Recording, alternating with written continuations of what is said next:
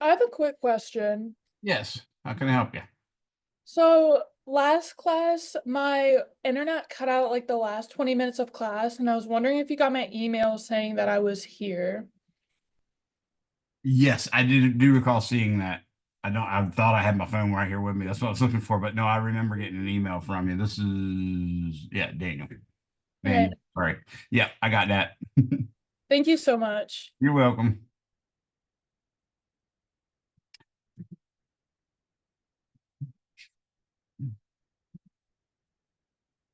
You guys meet on Tuesdays and Thursdays.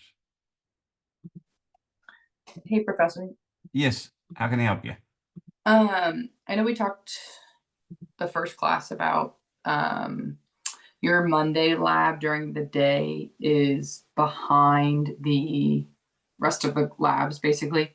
Um, so this past Tuesday, I talked to Dr. Johnson because that was our first lab with him, and he said that he was so this coming week I have a trip. Uh-huh. So he said he was fine if that following Monday, if I just participated in your lab for the credit for the Okay. attendance and stuff.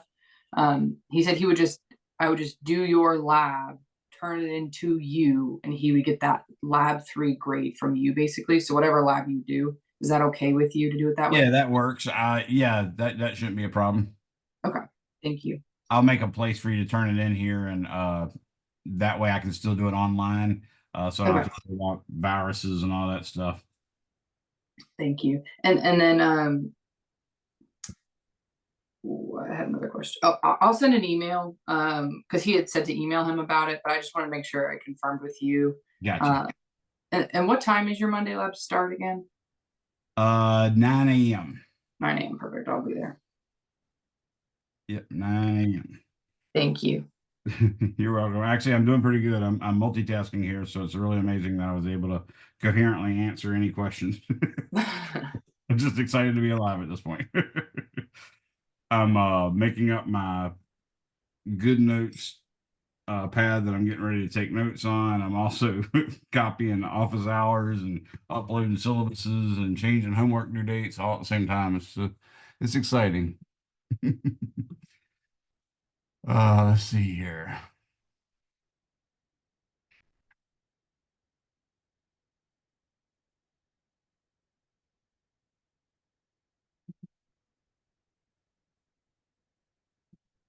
I've got a copy. Remember, you guys, we have notes. We have actually we have these meetings like your classes, and the other one, which meets on Mondays and Wednesdays. You guys have access to that too for your office hours. So make sure you get that. I'll be posting that later tonight. But anyways, you should be able to access the other Zoom meeting, which happens, like I said, the exact same time, but on Mondays and Wednesdays. So I was just in the process of making that happen, but looks like we got that taken care of. Anybody have any questions before we get started? It is actually reached 5:20 now, so.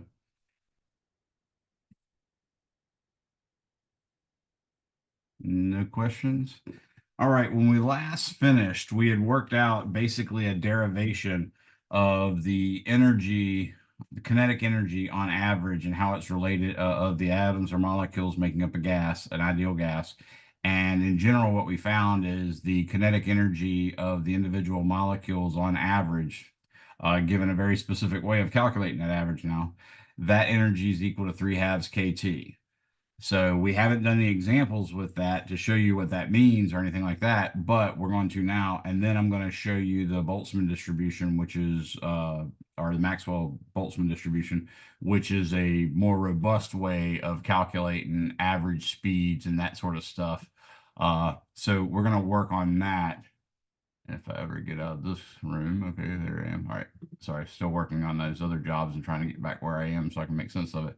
So what I'm going to do is I'm going to go ahead and open up and share my good notes with you, and we'll start from there, solving specifically some problems with regards to the formula we just derived last class. So I've got it open right now. What we're using is we found out that the average kinetic energy could be interpreted as 1/2 m, and then the average of the square of the velocity. Now, if you take the average of that square of velocity, you're going to get something that has units of meters per second or meters squared per second squared. You really want a velocity. So in order to get rid of those weird units and of course the weird number, you're going to take the square root of it. And once you take the square root of this mean of the square, that's called a root mean square. So one thing I wanted to let you know is VRMS means root mean square, and that's the square root of the mean of the square, like that. So that's a different kind of averaging than most people are used to, but it's something that we use a lot, especially in electricity and magnetism, and also in electric circuits. So for instance, when you have a regular multimeter that can read AC, but it's not like an oscilloscope, uh, when they tell you the voltage, for instance, of the power coming into your house is 120 volts, that's actually a root mean square voltage. So they basically took V0 times the sine of 2 pi F times T squared, and they took the integral of that from 0 to 1 period and divided it by the period, and what they got was what we call the root mean square, and that root mean square is 120 volts. So that's something that we'll use, like I said, over and over again. But we were able to derive the average kinetic energy of the molecules in an ideal gas uh, using the ideal gas law and the stuff we did last time. And what we found is that average kinetic energy is equal to 3/2 K.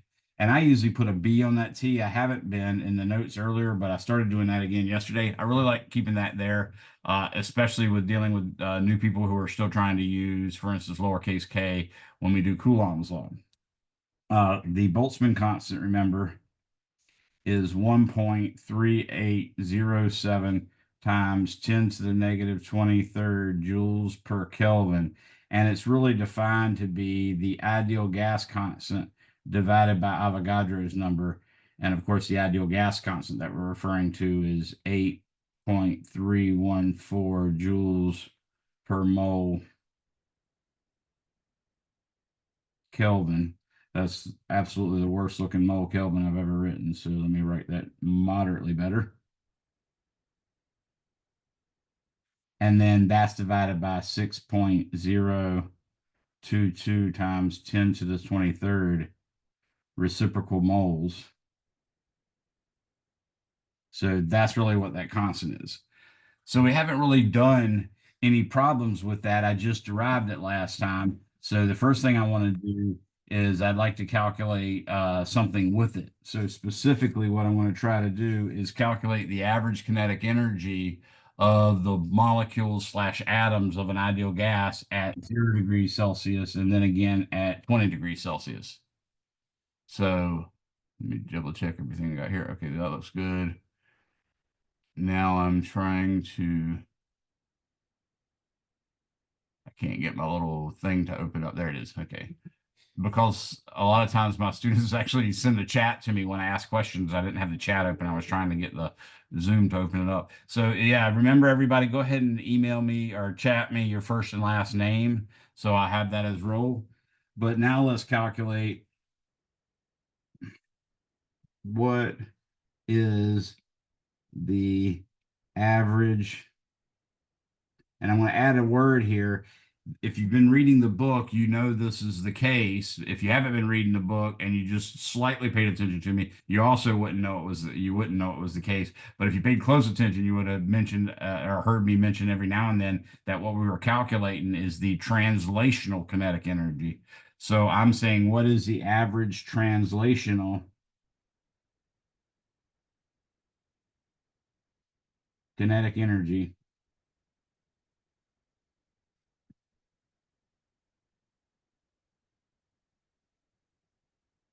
of a molecule / atom of an ideal gas at 0.00 degrees Celsius and at 20.0 degrees Celsius. So that's the question we're trying to solve, or the problem we're trying to solve. And this is a pretty straightforward one. So I'm going to go ahead and say solution. What we know is the average random kinetic energy is equal to 1/2 m, the average of the square of the velocity, but that's also equal to 3/2 times the Boltzmann constant times t.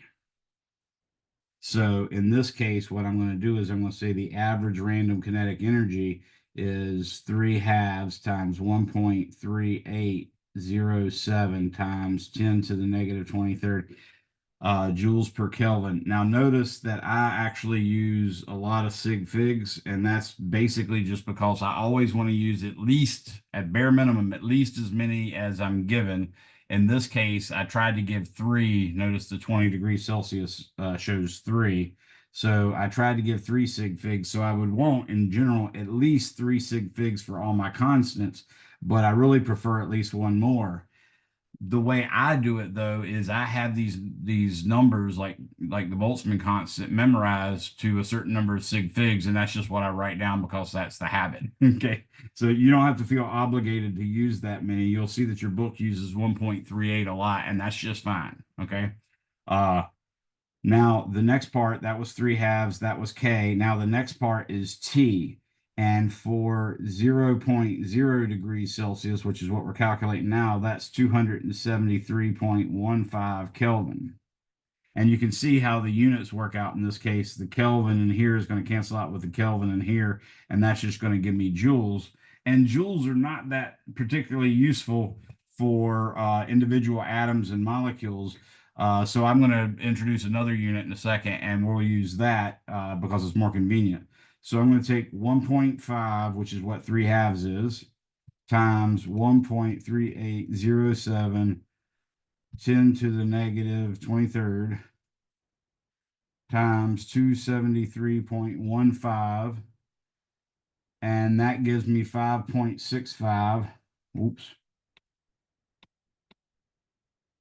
That gives me 5.657 times 10 to the negative 21 joules. Okay. Now there's a unit of energy that we use. I'm going to go ahead and introduce it now. We usually don't cover it until we get to voltage for obvious reasons, but there's an energy called the electron volt, where 1 electron volt is equal to 1.602 times 10 to the negative 19th joules. Okay.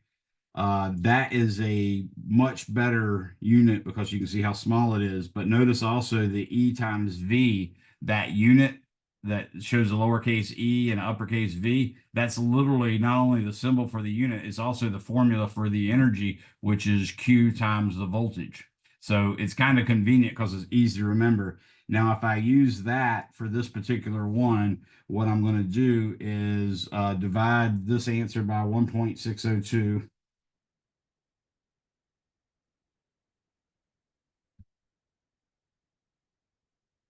So I'm dividing it by 1.602 times 10 to the negative 19th joules per electron volt, and that turns it into electron volts.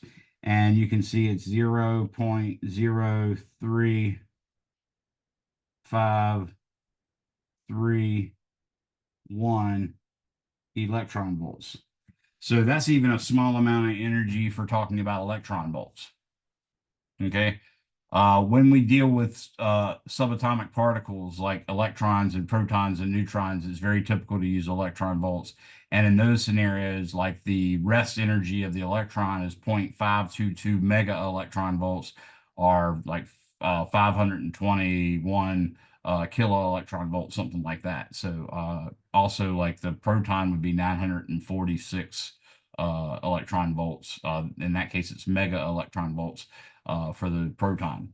So we can get an idea now exactly what the energy is at 0 degrees Celsius.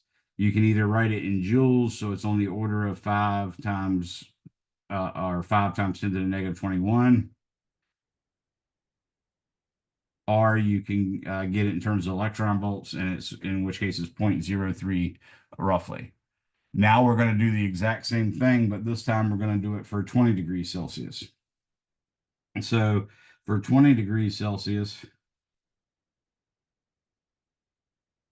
again, K, which is equal to 1/2 mv squared bar, is equal to 3/2 KB times T.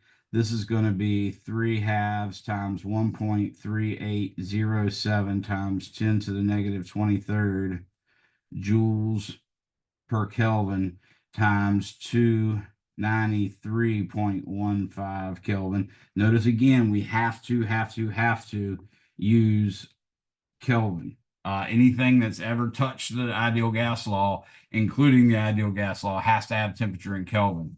So now I'm going to do 1.5 times 1.3807 times 10 to the negative 23rd times 293.15, and that gives me 6.071 times 10 to the negative 21 joules again, and I can divide that by 1.602 times 10 to the negative 19th, and that'll convert it to electron volts. So I can also say this is 0.0378, actually 3790, carrying the extra sig fig, electron volts. So that's the actual kinetic energy of the atoms / molecules at 20.0 degrees Celsius. Anybody have any questions on that? Now I'm looking at the answer your book got, because your book does exactly that same, well, almost exactly the same. I think I changed the temperatures or something. But I think one of the ones that your book did was 0 degrees Celsius, and the other one was something different. So I did 0 degrees. Let's see what their 0 degree came up to be. Not that. Not that. Okay. Still not that either. Still looking for it. Okay. Now I'm into the right section. So the molecular kinetic energy. Oh, okay. What they did was 37. They didn't do the 0 degrees. They did 37.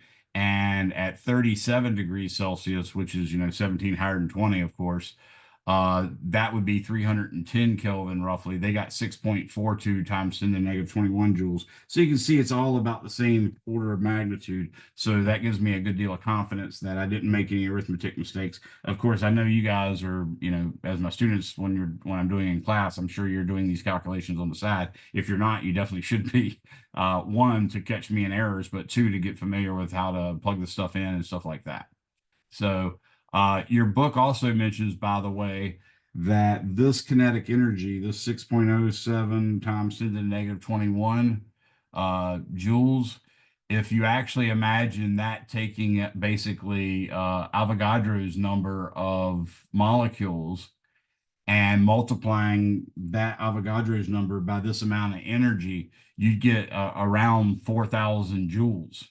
And 4,000 joules is comparable to what you get if you threw a 1 kilogram stone at 90 meters per second. So you can imagine that, yeah, there's a butt ton of energy in a gas at even, 20 degrees Celsius.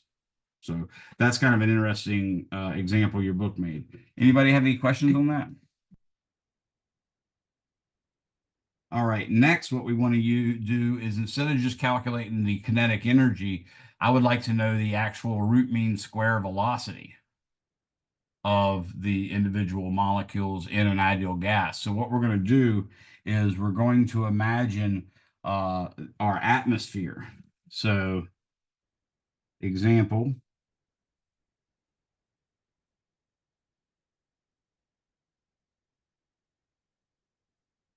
a sample of our atmosphere. Ooh.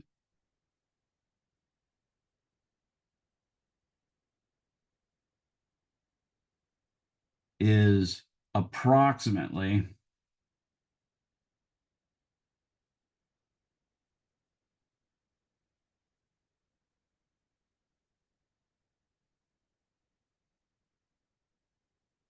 20% O2 and 80% into, meaning nitrogen. What we're wanting to do is calculate at 20.0 degrees Celsius how fast will the O2 and N2 molecules be moving on average.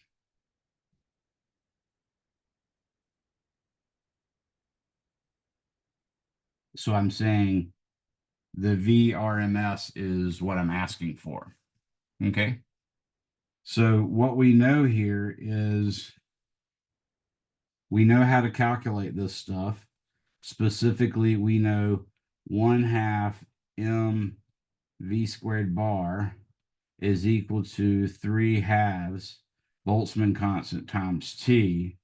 So we can multiply both sides by 2. That will get rid of that. And then we can divide both sides by m, and that would give me v squared bar is equal to 3 kbt over m. And then that would mean the root mean square velocity would be equal to the square root of 3 kbt over m. So that's the formula we're going to use. Notice the RMS, remember that means root, R-O-O-T, mean, M-E-A-N, and then square, S-Q-U-A-R-E. That's what we're talking about here. I'm going to do an example in a second to show you what a root mean square is versus a regular average, just in case you hadn't seen that before. So first off, what I'm going to tell you is clearly we need to know the mass of the individual atoms or molecules that we're dealing with. So O2 implies the molecular mass is about 16 atomic mass units for one oxygen. I don't know why I wrote it that way.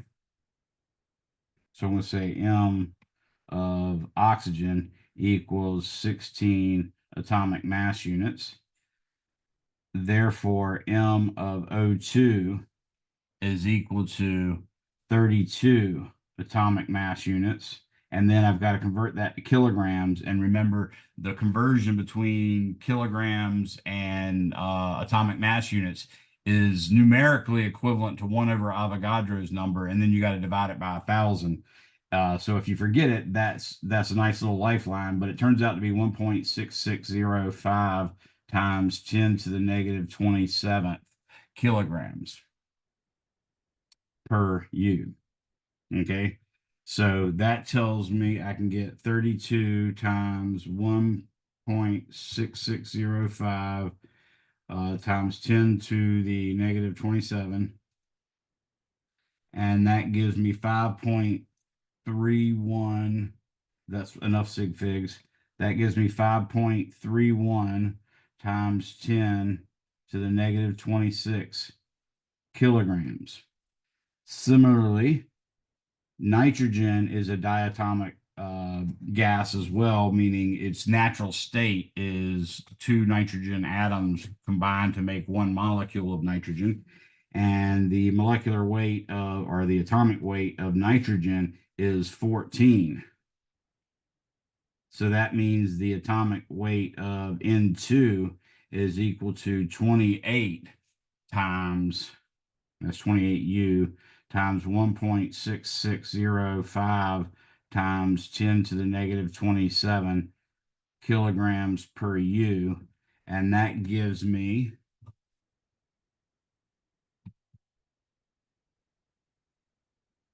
4.65 times 10 to the negative 26th again, kilograms. Okay, so I'm carrying one extra sig fig, as you can see by the underlines.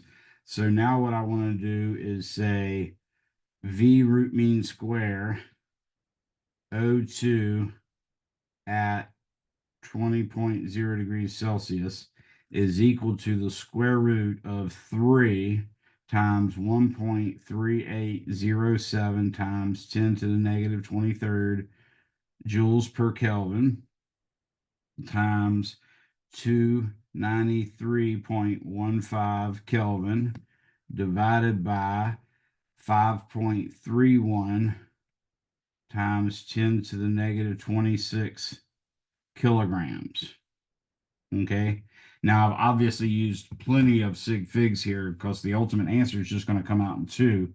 But the main thing is I just want to remind you, you don't necessarily have to use that many. That's just the way I do things. So I'm going to start off by typing in square root just as soon as I find my square root key in my new calculator. Okay, and I'm going to type in 3 times 1.3807 times 10 to the negative 23 times 293.15, and then I'm going to say divided by 5.31 times 10 to the negative 26.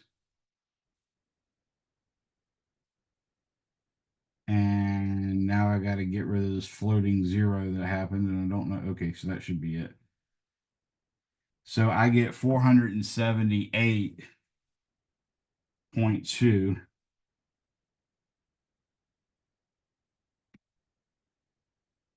meters per second. And if you trace out those units, you'll see that they do come out to meters per second. You can see, for instance, that the kilogram, or excuse me, the Kelvin cancels out with the Kelvin.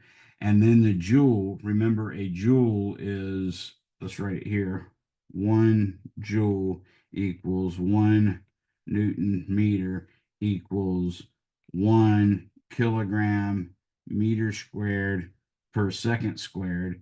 So when I divide a joule divided by a kilogram, then I get meters squared per second squared, and then I take the square root of that, which is what we ended up getting, and that just gives me meters per second. So anybody have any questions on that one? You'd actually report that as 480 meters per second, and recognize that just like the rule that I teach in my lab, this would be considered 2 sig figs. Okay, if it helps you to feel that, then you could actually put an underline on it as 0 just to remind you, but either way is fine. Okay, so that's the root mean square velocity of the actual oxygen. Now I've got to do the same thing for the nitrogen. You might notice a shortcut, and I'm going to use that right now. What I can see is the root mean square velocity of nitrogen at 20.0 degrees Celsius is again the square root of 3 kBt over the mass, like that, right? Well, the mass was basically the same number, except in one case I multiplied by 32, in the other case I multiplied by 28. So I could actually take and say the root mean square velocity of the O2 at 20.0 degrees Celsius times, now remember the M is in the bottom, so I actually calculated that mass by multiplying 32 times 1 over Avogadro's number times 10 to the negative third, basically. So I want to get rid of that 32. So the way I'm going to do it is I'm not going to use a parenthesis. I'm actually going to use a square root. So if I put a 32 on the top, that'll cancel the 32. And then I just have to put a 28 on the bottom, and that will replace the 32 with the 28. And that should give me about the same velocity, but it will be definitely a little bigger. So if I take the 478.19 let's call it 478.2 meters per second and multiply it by the square root of 32 over 28, then what I get is square root 32 divided by 28. That gives me 511.2 meters per second, and this 1 and this 2 are not sig figs, so we'd probably report that as 510 meters per second.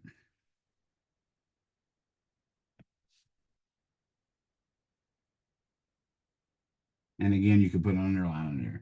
Any questions on that one?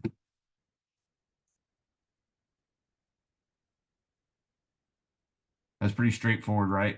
This is very much like the second example in your book.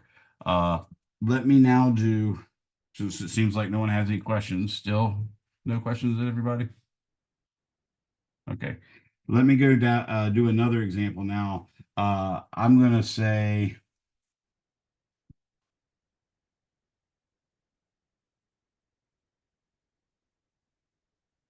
what is the mean of 1, 2, 3, 4, 5, and B,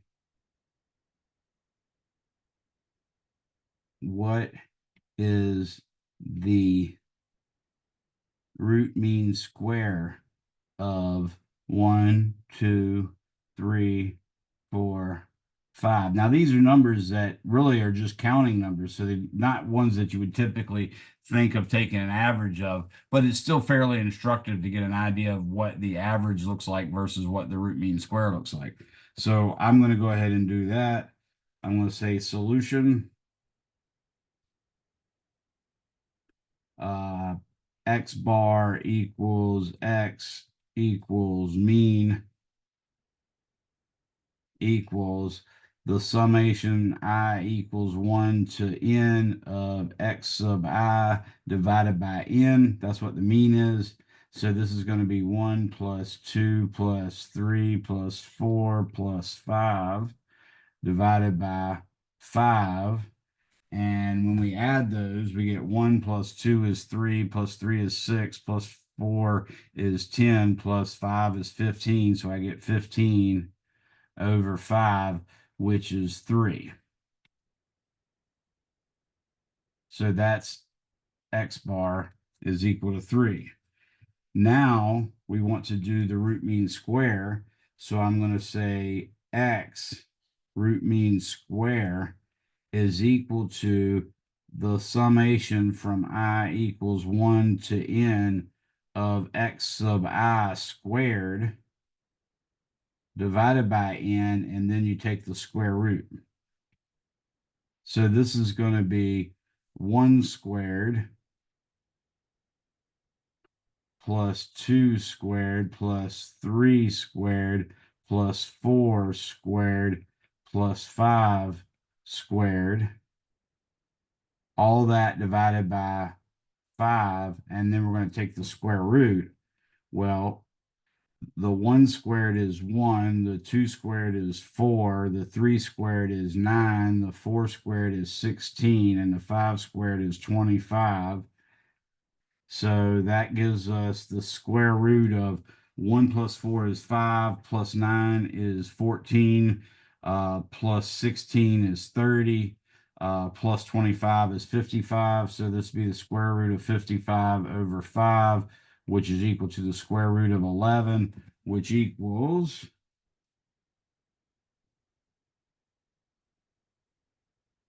and now I got to remember how to do this. 3.316. So that is equal to X root mean square. Any questions on that? I guess one kind of question. I deal with this a lot at work. The root mean squared. Do you have a lot of knowledge when it comes to, I guess, its applications and sine waves and noise in general? Yes. So when we get to the chapter on AC circuits, that's basically what we do with sine waves, is we assume the AC voltage is V equal, or V of T is equal to V0, and that V0 is called our peak voltage. So it's V of T equal, well, actually, just let me write it rather than having you guys picture it. I'm going to write down exactly what AC voltage is. So AC voltage, that would be V of T is equal to V0 times the sine of 2 pi F times T. And that would actually be squared like that. So, well, actually, I shouldn't say that. Let's back up and take that square out. I was jumping ahead of myself. But that's what the voltage should look like as a function of time. Now it can be plus or minus a phase angle, but I'm ignoring that phase angle right now. In other words, I could go inside of those parentheses and say 2 pi f t plus omega, or plus theta, or plus phi. So that would allow us to shift the graph any way we wanted to. But we all know what sine looks like. It basically looks like this. Okay. And then, of course, it goes on like this. And this is one period of the sine wave. So this right here is the peak voltage. And you know that just from your understanding of how sines and cosine graphs work. So this is V versus T. That's actually what the graph would look like. Now, if you took the average of that, the average voltage would be equal to the integral of V0 sine 2 pi f t dt divided by t, and I'd integrate that from 0 to t, the period. Okay. If I did that, I think you can tell that the average would in fact be 0, because there's just as much positive area here as there is negative area here. So that's why we don't use the straight average. So what we do instead is we calculate V squared. So we'd say V squared bar is equal to 1 over t integral from 0 to t of V0 squared sine squared 2 pi f of t dt. And when you get that, you basically end up getting V0 squared over the square root of, or over 2. And then when you take this, why did I write a V there? Over 2, so that V root mean square is equal to the square root of V squared bar. So you get V0 over the square root of 2. So when we call the voltage 120,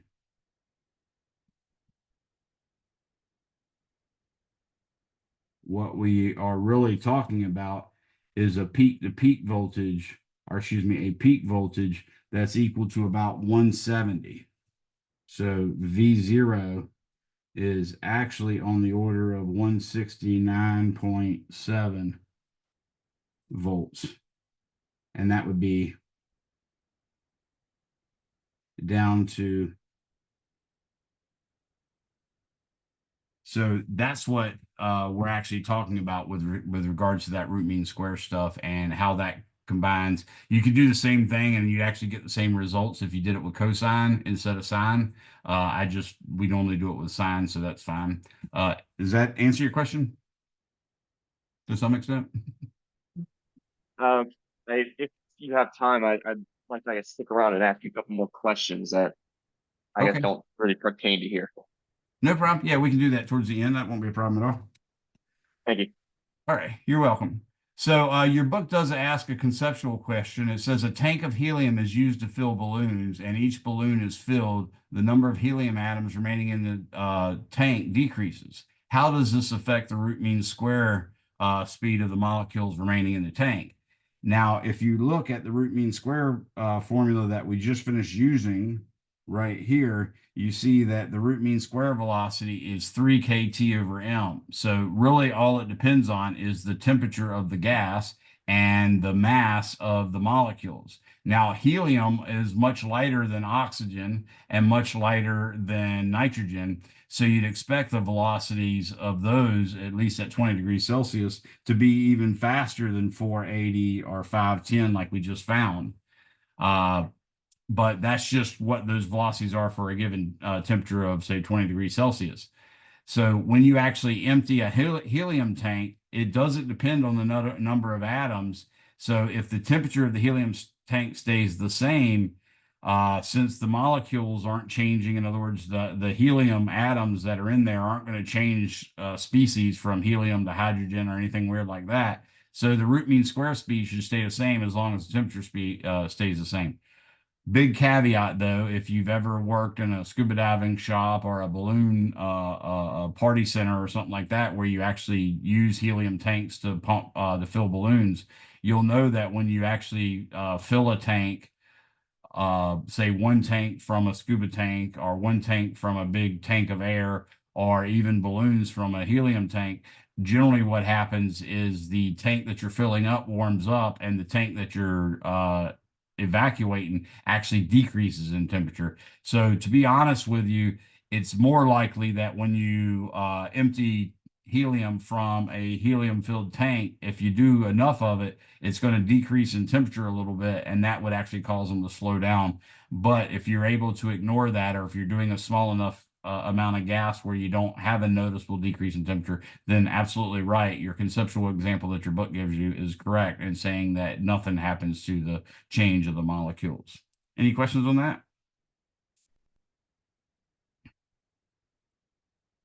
All right. So I hinted to you that we would be, in fact, working with another way to more precisely figure out exactly what velocity distributions the molecules and stuff like that have. I wasn't planning on going over the AC voltage thing, but that actually kind of helps because you see exactly where root mean square comes in handy. But the root mean square, like I said, that's actually the voltage you read if you have a multimeter that measures AC voltage. If you actually stuck that multimeter one end into the long slot of your light receptacle and the other end, the other terminal in the short slot of your light receptacle in your house, being very careful not to touch the metal that's going in there because it'll shock the poo-poo out of you and could kill you. If you did that, it would read like 100, somewhere between 120. Sometimes it even goes down to as low as like 119, up to somewhere around 127. So it varies at any time like that, but that is the actual root mean square that you're getting there. I will tell you that if you look at this formula, the root mean square equals 3 kT over m. That does suggest, at least hypothetically, that if you brought the temperature to 0 Kelvin, the velocity of the individual molecules would be 0. This is the famous 0-point energy that if you ever saw the movie The Incredibles, that was the first Incredibles. That was what the bad guy made a weapon out of, the 0-point energy. What we've discovered quantum mechanically is that even at 0 Kelvin, you can sort of look at it as Heisenberg's uncertainty principle prevents the molecules from ever sitting perfectly still. And because of that, they're always going to have some leftover kinetic energy that will cause a 0-point energy. And the VRMS is not 0. So just keep that in mind. That's a concept you should understand. Your book took the time to actually make a subsection 18-1-1 out of it. So it is that important. And hopefully we'll get far enough along so we'll learn a little bit of quantum mechanics by the end of the semester. So now let me move on to the Maxwell distribution. I grew up calling this the Maxwell-Boltzmann distribution. In retrospect, I'm not exactly sure if I should have been calling it that or if we discovered that Boltzmann did it way after or whatever, but I'm probably going to continue to call it the Maxwell-Boltzmann distribution. I might discover that I was thinking of an entirely different distribution, or I might just discover that I just was told incorrectly. I don't know.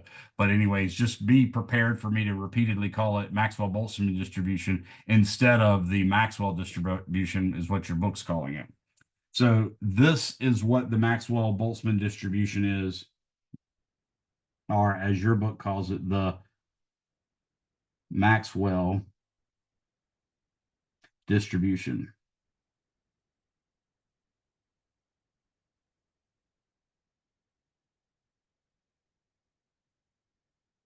Okay. So James Clerk Maxwell was born in 1831 and sadly died by 1879. So you can see he only lived to be about 48 years old. And in fact, he got a horrible case of stomach cancer, just like his mother had, who also died at the ripe old age of somewhere between like 39 and 43 or something. So his mother died of it, and then he died of the same thing.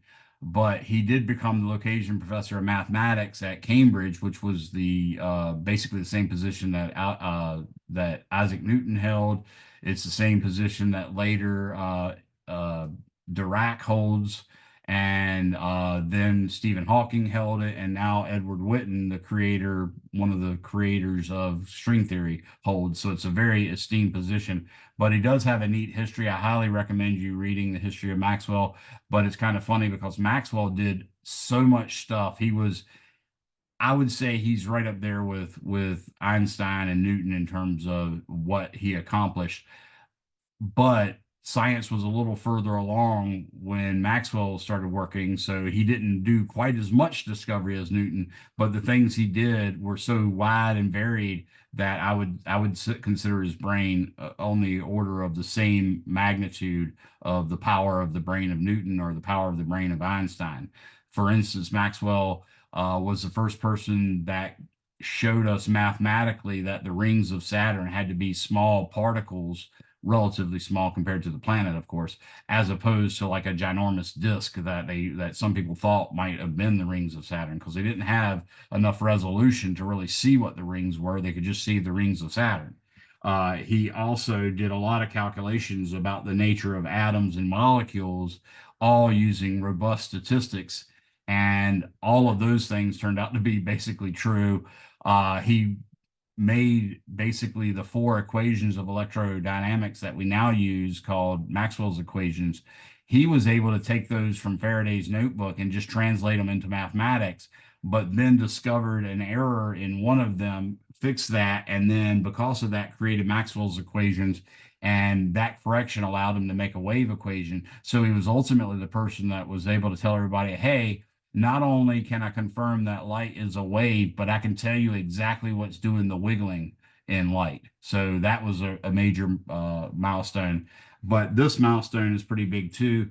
And what it is the probability f of v, which means if you multiply this function f of v times a small change in the velocity dv, so f of v times dv is the probability of finding a molecule having the velocity between v and v plus dv. The formula for this function is 4 times pi times n times m over 2 pi k bt to the 3/2 power times v squared e to the negative mv squared over 2 kbt. So that's the Maxwell distribution. You can tell it's not a pretty function, okay? In fact, well, not a pretty one in the sense that it would be really hard to do a lot of mathematics on. It is quite beautiful because the fact that you can get any closed solution for any real physics problem is amazing. So if you actually made a plot of this, it would look sort of like this. It would have a steep side, and then it would peak, and then it would have a gradual decrease like that. And there's some velocities that you can find. For instance, right here at this maxima, that would be v sub p, which is called the peak velocity. Now, I did say it was a maxima. So does anybody know how we might calculate V sub P, given that that's a maxima?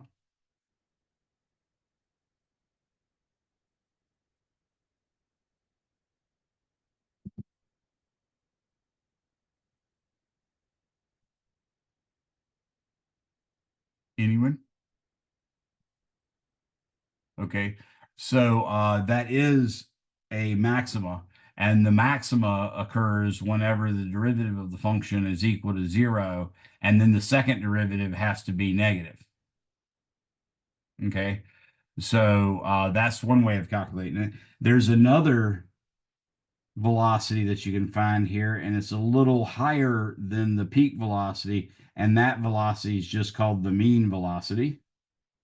And then there's another velocity too that's a little higher than both of those, and that's the VRMS that we just calculated using an entirely different way. Okay, so let's start off by calculating. So example,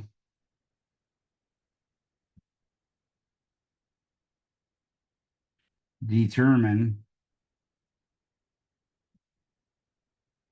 the peak velocity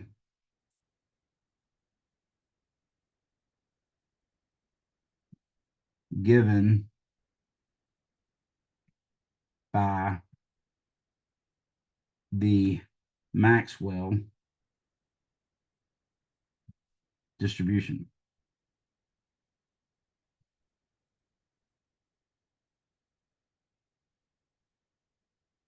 Okay.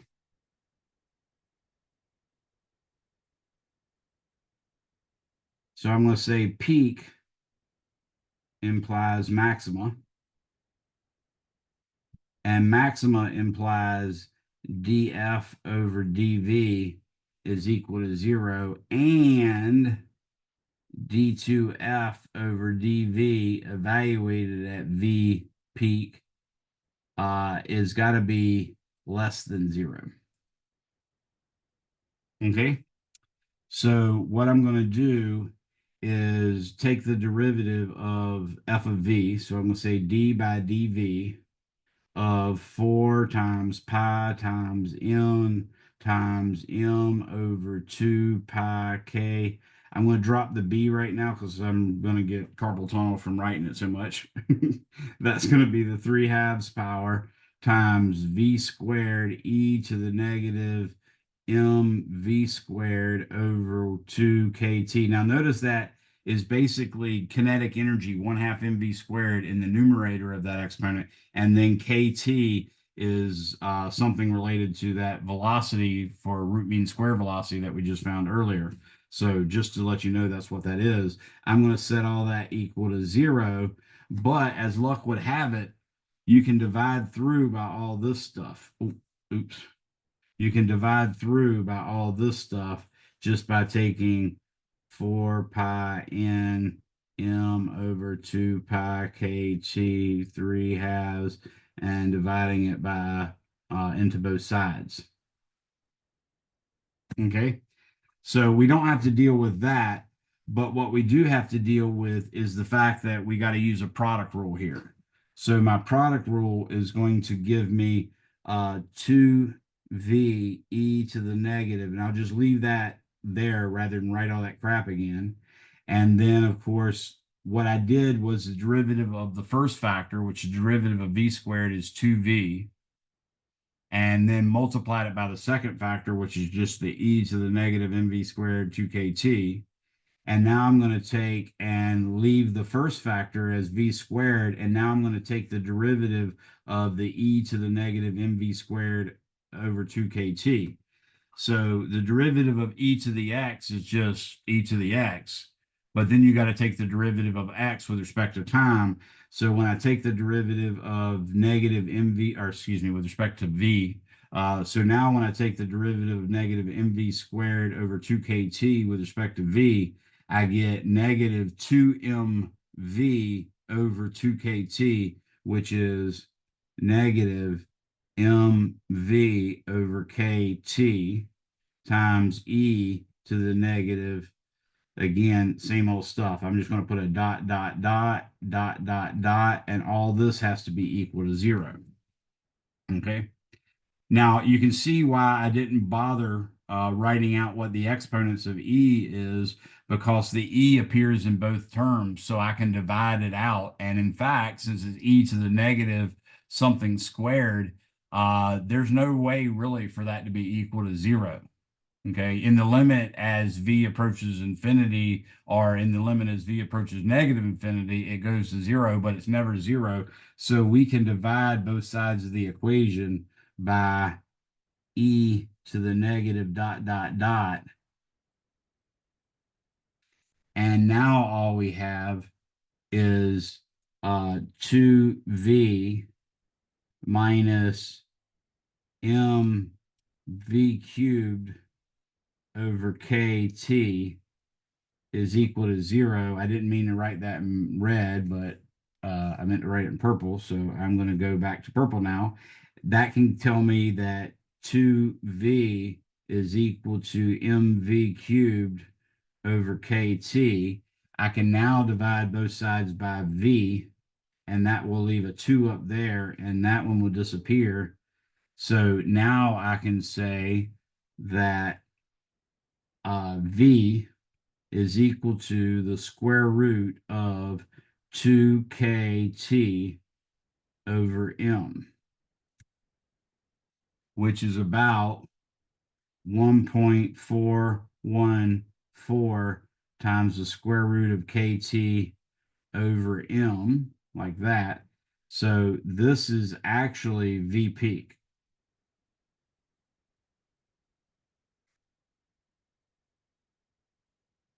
Anybody have any questions on that?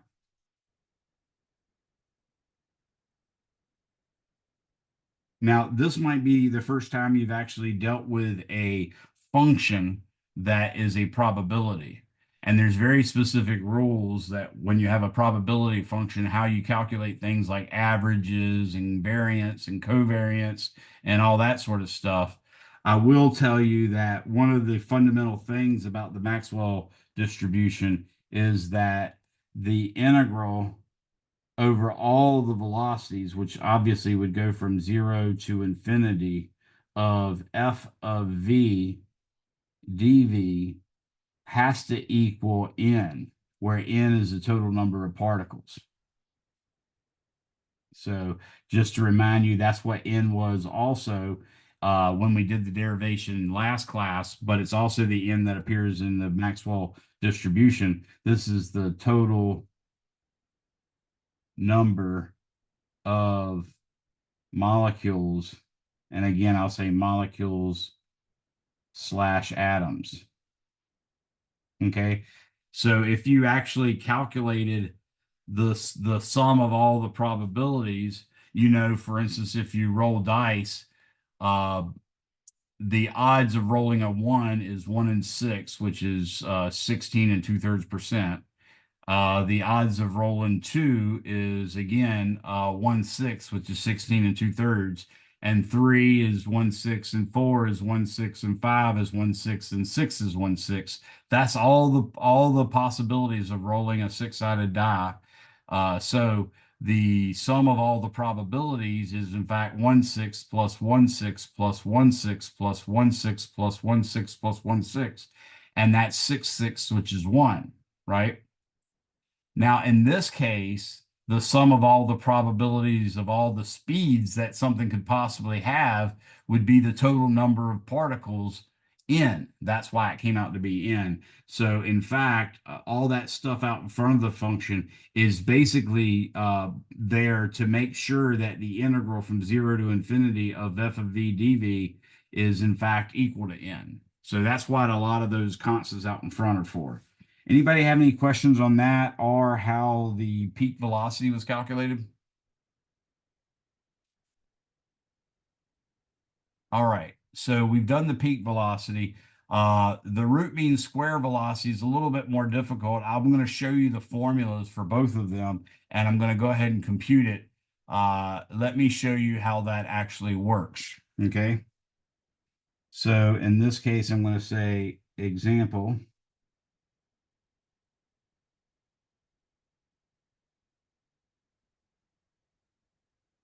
what is V bar for the Maxwell distribution?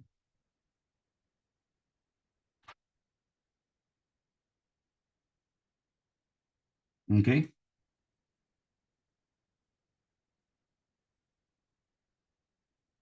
So if you have a probability f of v and you want to calculate the mean, v bar is equal to also v in brackets.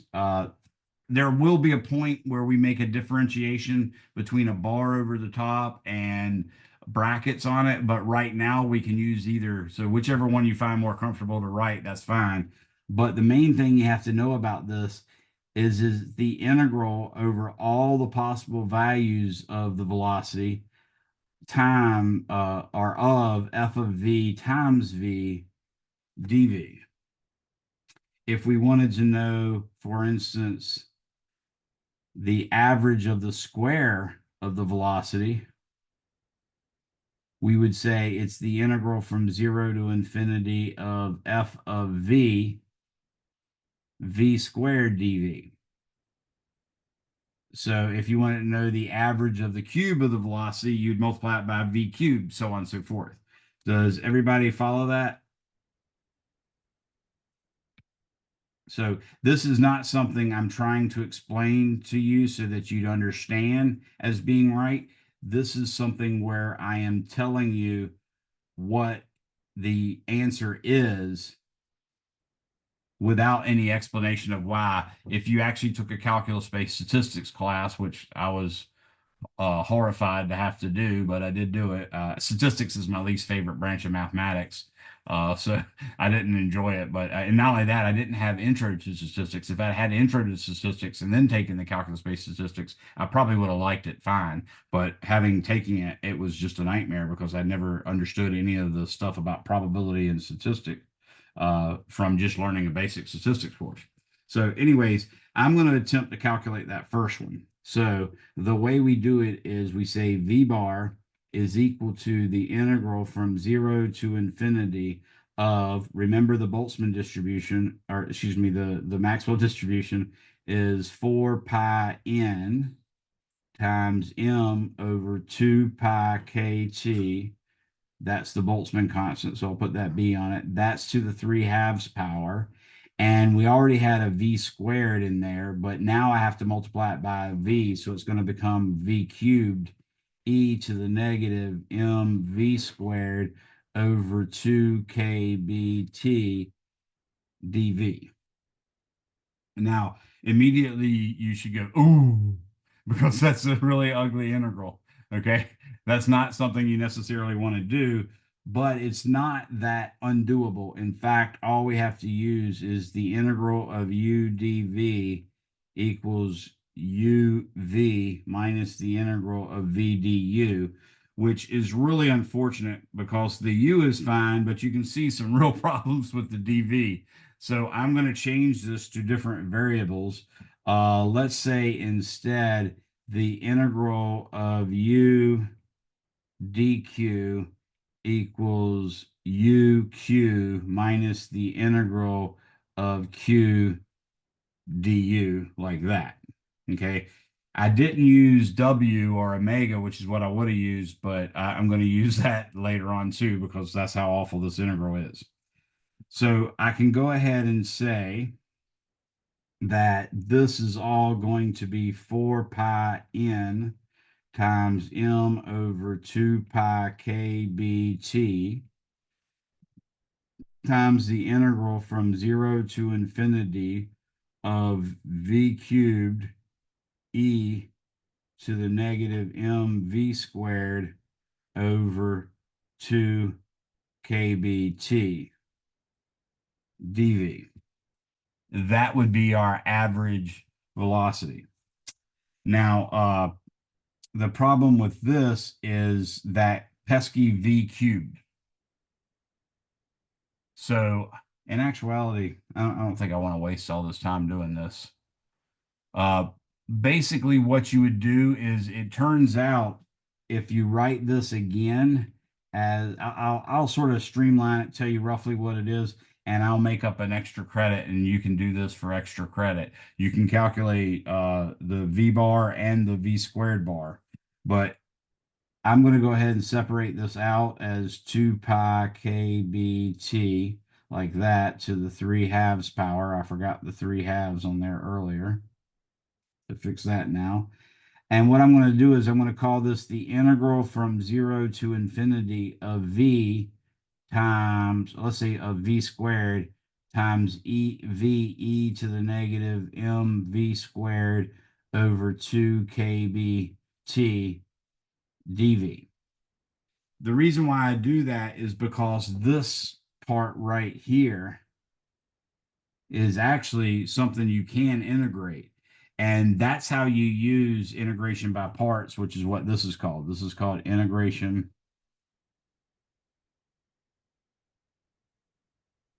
by parts. And it's basically the product rule of differentiation, but integrated. With that, what you look for when you're using the integration by parts formula is you try to make dV be something that's easily integrable.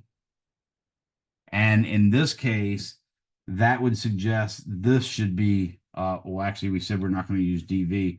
This is going to be dQ, and then this would be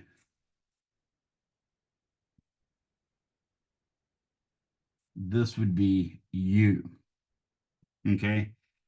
Because I can, with this one, I can take and say, let omega equal the square root of m over 2 kBT V, then d omega is equal to the square root of all that crap times dV. So that dV can actually become the square root of 2 kBT over m times d omega. So when you do that, you could then say the integral of V e to the negative, let's say negative omega squared,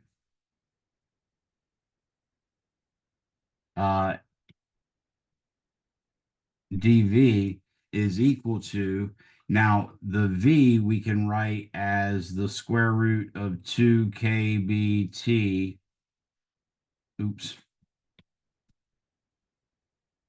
over m times omega.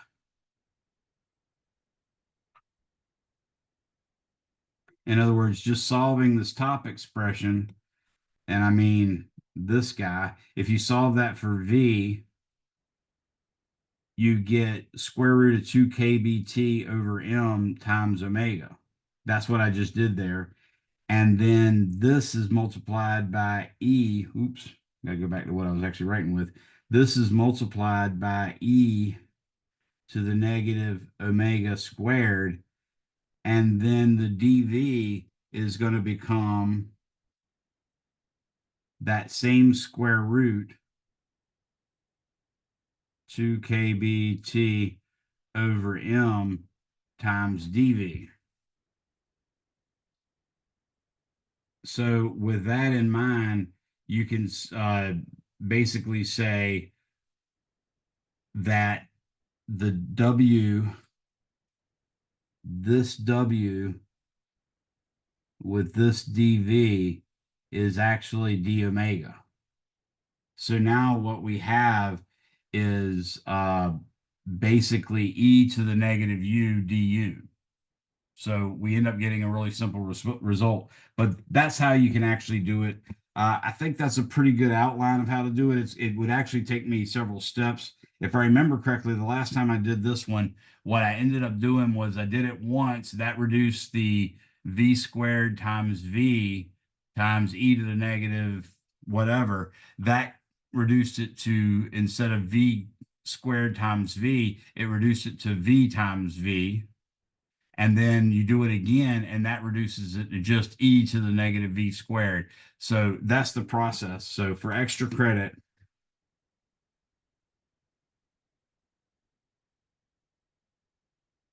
integrate to get v bar, that's v bar, and v squared bar. Okay, so I'll leave that to you, but that, you can tell I've already had to do a substitution from v to omega. In fact, I'm going to have to do yet another substitution to make that integral, which is just part of the integration by parts. So I have to do another substitution to get that. And then the integration by parts involves two substitutions. So you can imagine that's a nightmare. Then you're going to do it again to reduce the power from what was v cubed and is now v squared. You're going to do it again to reduce it to v to the first power, and then you're going to do it again to reduce it to v to no power. So you just have an integral of e to the negative mv squared over 2kt. So anyways, I'll leave that for you guys. Anybody have any questions on that? And not only that, I will give you the answers while I'm waiting for anybody to possibly have questions. Your book gives you the answers, and your book also advises you on some tables of integrals as well as some steps to take. What we find is that v peak is equal to the square root of 2kbt over m, which is approximately 1.414 times the square root of kbt over m. And that's what we already found. So I'll put a check by that because we did do that one.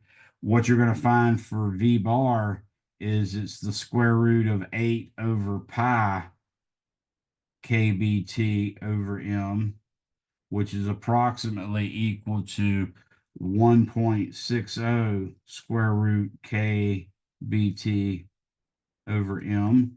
And what we'll also find is v squared bar is equal to the square root, is equal to the square root of 3 kbt over m, which hopefully y'all all recognize that is exactly the formula we got by my derivation. And that's going to be approximately 1.73 times the square root of kbt over m. And I can put a check on that one because we did it an entirely different way and got that answer. Okay. Now notice that's a big thing. When you actually use two entirely different techniques and come up with the same answer for the quantity in both cases, then you're extremely confident about how good that answer is. So from a theoretical standpoint, assuming Maxwell had done this with his Boltzmann distribution, which he certainly did, he was a mathematical genius, he had that and then also got it the other way, which is the derivation that I did the other day with the ideal gas law. I suspect he might have done that as well. The ideal gas law was roughly at that time period, so he might have gotten it that way as well. But that would give you a great deal of confidence, not unlike the confidence we got when we started to discover that the continents on planet Earth sort of fit together like a puzzle.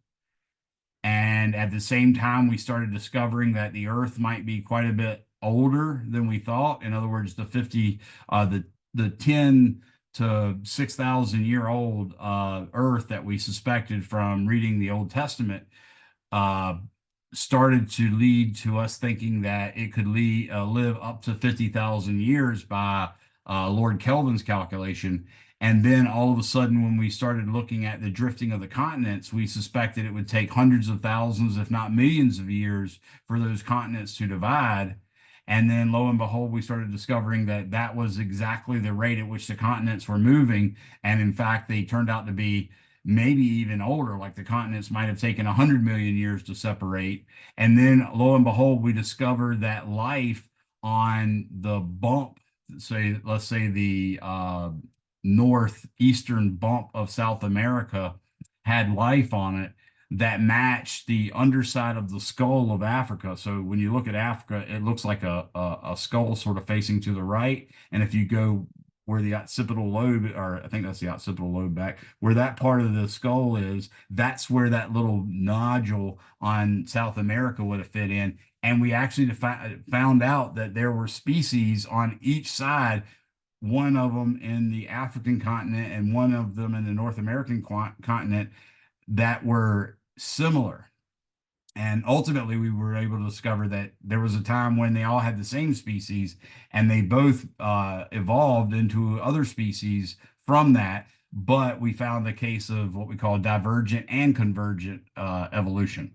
So that was more sciences. In that case, we had geology, we had biology, and ultimately we were able to have physics involved as well in that one. So we had three different whole branches of science pointing to the same answer. That's why basically the most serious scientists do believe evolution occurred based on the evidence that we have, and that's all the evidence we had even before we understood about genetics. And guess what? Everything we learned about genetics and DNA just further cemented in our mind that we were correct, because we found species that were closely related DNA wise, whereas species that were more distantly related, in other words, they had a common ancestor, many more years back, those species had DNA that was less similar.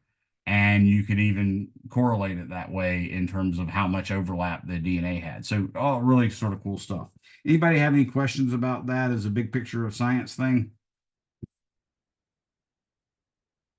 All right, now the rest of the chapter goes on through real gases and changes of phase. This is all conceptual stuff that you're supposed to know. We'll talk about the critical temperatures, basically the temperatures at which something switches from, let's say, the liquid water turns to solid water at the freezing point of water. So that's a critical temperature. Liquid water also turns to gaseous water at the boiling point of water. That's another critical temperature. And there's reasons for us to understand what that temperature is. And there's basically some science into understanding what makes those temperatures higher and lower. And that's what you get from reading the section 18-3. It talks about phase changes, triple points, all sorts of good stuff like that. You'll find the triple point of water, for instance, is 0.01 degrees Celsius and can only occur at 0.01 degrees Celsius at 1 atmosphere of pressure. You'll find out about vapor pressure and humidity and evaporation. You'll be able to learn more about the vapor pressure. So one of the things, for instance, that is a problem when you're dealing with the ideal gas law, I did do a couple calculations with the ideal gas law last time, but it turns out the ideal gas law, if you use that to calculate the conditions of a gas that were developed above a liquid.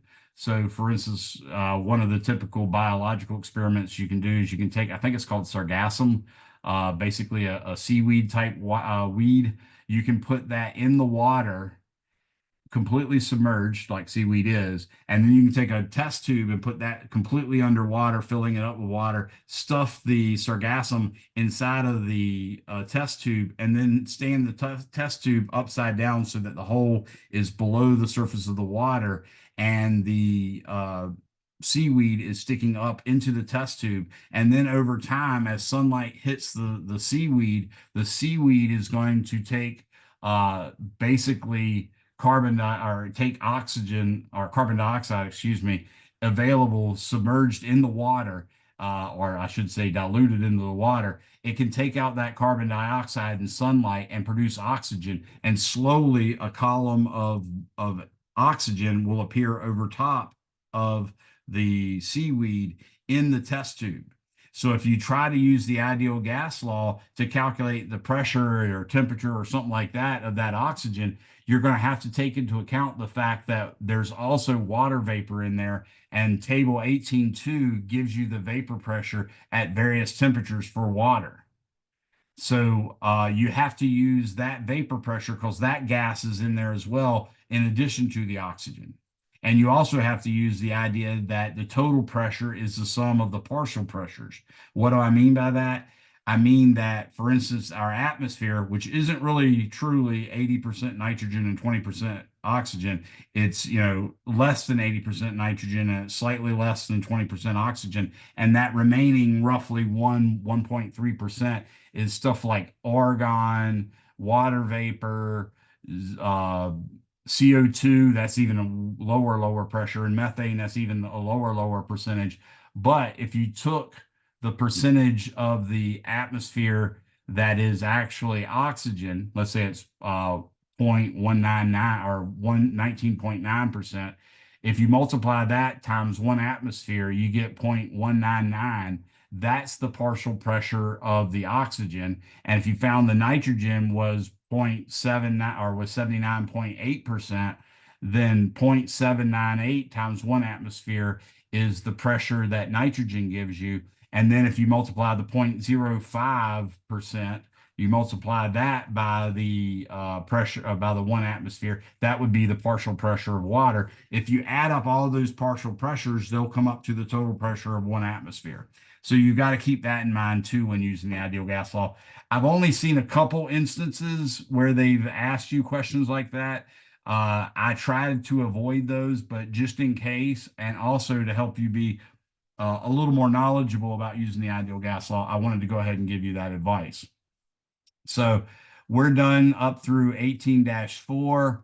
It talks about boiling in there as well. Then it talks about relative humidity. I think it's certainly fair for me to ask you how to calculate the relative humidity, and you'll find that in section 18.4.4. The relative humidity is the partial pressure of water divided by the saturated vapor pressure and then multiplied by 100%. And there's a table that gives you that vapor pressure, namely that table I just told you about in the previous section. And you can see an example in example 18.6. So I do consider that a very simple, straightforward example that you can get from example 18.6. So that's fair for homework as well as for tests. So don't worry about that. What I will try to avoid, even though I think it's amazing, and definitely was one of the major questions that I had to be asked when I went to my PhD program, is in section 18.5, they do a temperature decrease of boiling water with altitude, and they actually derive the formula for the pressure of the atmosphere as a function of altitude. All that is really great, but I'm not requiring that on your test at all. So you can completely avoid section 18.5. If it pops up in the homework, I'm cool with that. I'm not going to do anything on the test, and I'm not going to try to fish it out of the homework, but you can definitely avoid it on the test. So if any questions pop up like that, you let me know and you're going to get a freebie. The van der Waals equation and the equations of state are things that you should know. The mean free path you can skip, even though that derivation is kind of fun, but just keep that in mind. And we're essentially done with chapter 18, and you guys are free to go. So make sure you text or chat me your first and last name if you haven't already. And I'm going to wait for the last person to leave in case anybody has any questions. So remember, this video will be posted tonight. So if you need to recap what I just said about what's required and what's not, I can expect you to be able to do van der Waals equations and these other equations of state for very simple cases, like cases where I give you the A or I give you the B, which you'll see in these formulas. Other than that, I'm not going to do much with van der Waals, and it's normally like one question on the test. Okay. Thank you, everybody, for coming. Quick question. Yeah, go ahead, Jacob. You know, I guess a lot about FFTs and how I guess they deal with sine waves, I'll say. Okay. What was the first word you said? You said, do I have much familiarity with what? Like an FFT, the fast Fourier transfer. Oh, yeah, FFTs. Gotcha. Yeah, I'm familiar with So them.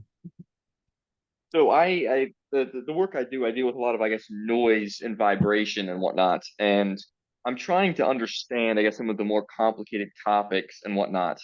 Mm-hmm. And one of the guys that's a lot smarter than I am says that RMS only works for a perfect sinusoidal wave, which I think I can understand how that makes sense.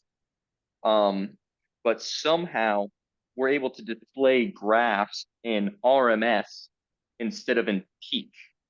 And I don't quite know if I understand how we're able to do that. And I didn't know if, I guess you had any kind of idea. I'm not really certain. Like some of the words there that you said seem to me to be missing something. So when they say you can do a graph in root mean square or peak, I'm not really sure what he's talking about graphing or what the person's talking about graphing. I said he, it could have been a he or a she or whatever. Yeah. I do know that we use fast Fourier transforms, like you said, to cut out noise and stuff like that, but they also are flipping you to an entirely different concept of space. You're actually like changing variables. You're going from in the physics world, we would say you're going from XYZ space, space where you measure distances in meters, forward and backwards, that's the X, or left and right, that's the Y, or up and down, that's the Z. That's one type of space, but you can also go into another space where left and right is measured in kilogram meters per second. In other words, in momentum, that's momentum space. So when you do a Fourier transform, you're actually transforming from variables of X, Y, and Z to variables of PX, PY, and PZ.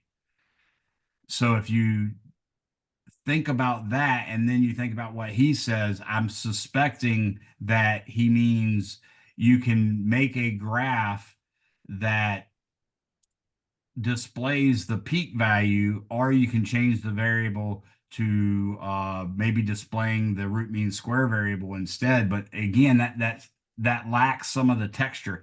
Do you know what is this industry that you're working in? It's called noise and vibration. We basically like attach an Excel to a machine that's rotating, and then we just measure, I guess, the wave that comes out of it. And the Are you FFT at that? essentially Oh, go ahead. the FFT essentially just pulls the different weight of the different hertz values into a chart that we can view a lot more easily than looking at a perfect sine wave or looking at a sine wave. Are you, by any chance, are you at that place right down Princess Anne Road from our campus that's sort of across from the shopping center there? There's